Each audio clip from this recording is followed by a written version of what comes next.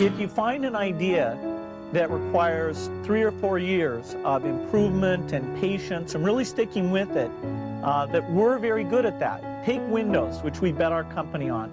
Everybody doubted that would succeed. IBM did not support us in that.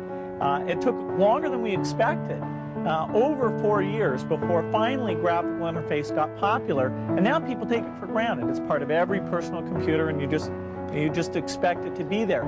That was one of the grand successes of the company.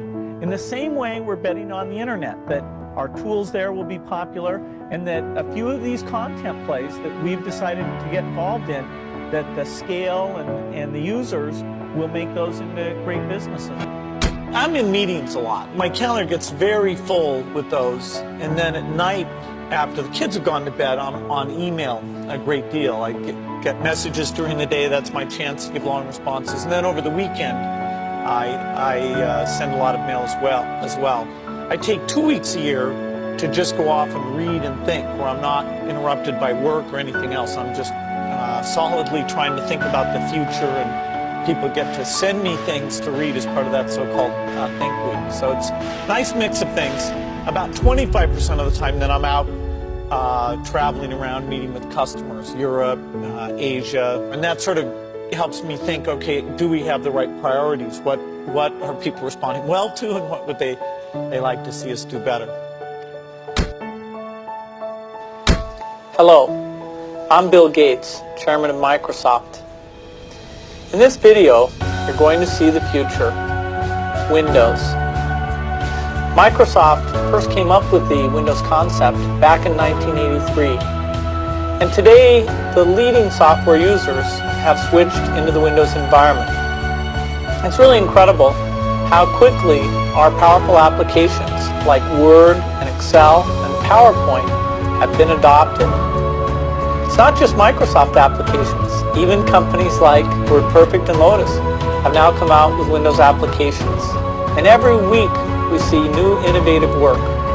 It's really attracting all the innovation in the industry. We predicted this a long time ago, and now it's the future. The key point there is you've got to enjoy what you do every day. And for me, that's working with very smart people. It's working on new problems. And every time we think, hey, we've had a little bit of success, we're pretty careful not to dwell on it too much because the bar gets raised.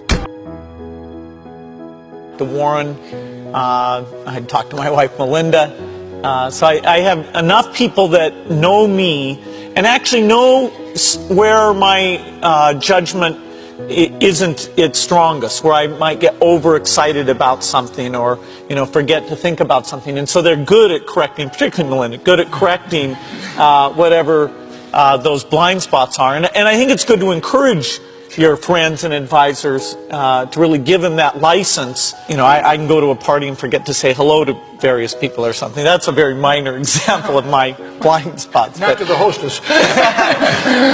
Melinda would help me do that. Yeah, she would. So, a small number of people that you can turn to on certain key things is a great asset. I'll be changing my job next year, and it will be nice to finally have a college degree on my resume.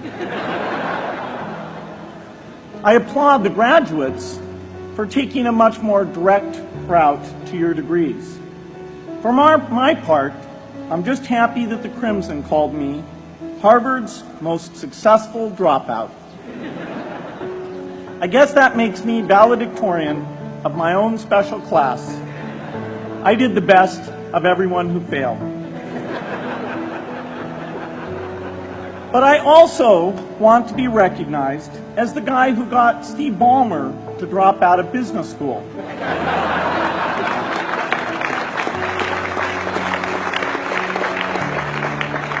I'm a bad influence. That's why I was invited to speak at your graduation. If I'd spoken at your orientation, fewer of you might be here today.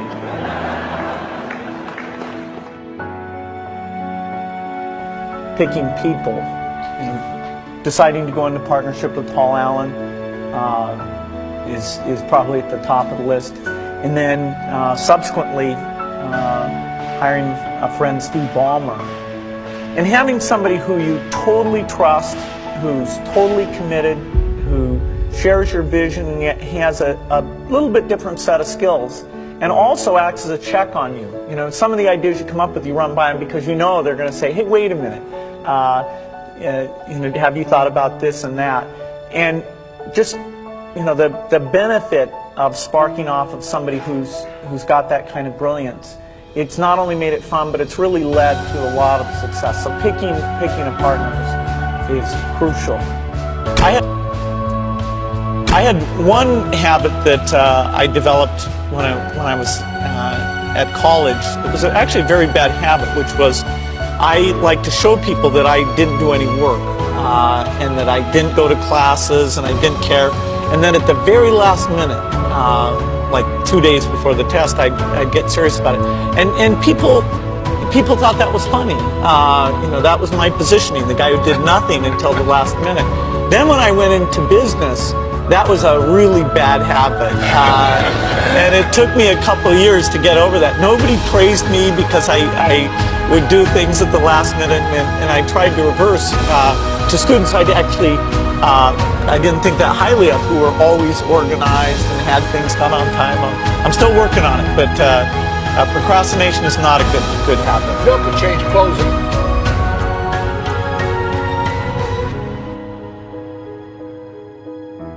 Change clothes in the car. So I'm going to challenge Bill Gates, my partner at Facebook, Sheryl Sandberg, and Netflix's founder and CEO, Reed Hastings.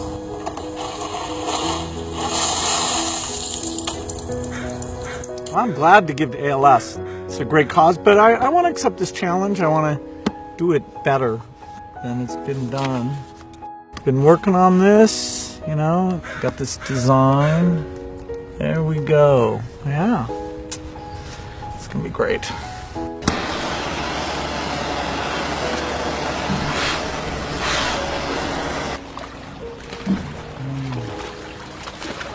I'm here to join the people bringing attention to Lou Gehrig's disease by taking the ALS Ice Bucket Challenge.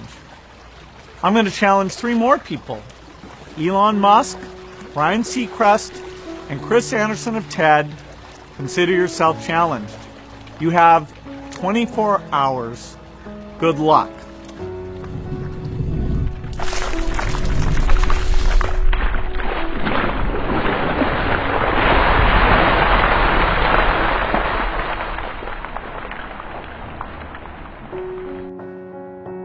Well, I think throughout our history, we wake up every day knowing that in the business of technology, you have to think about what are you missing?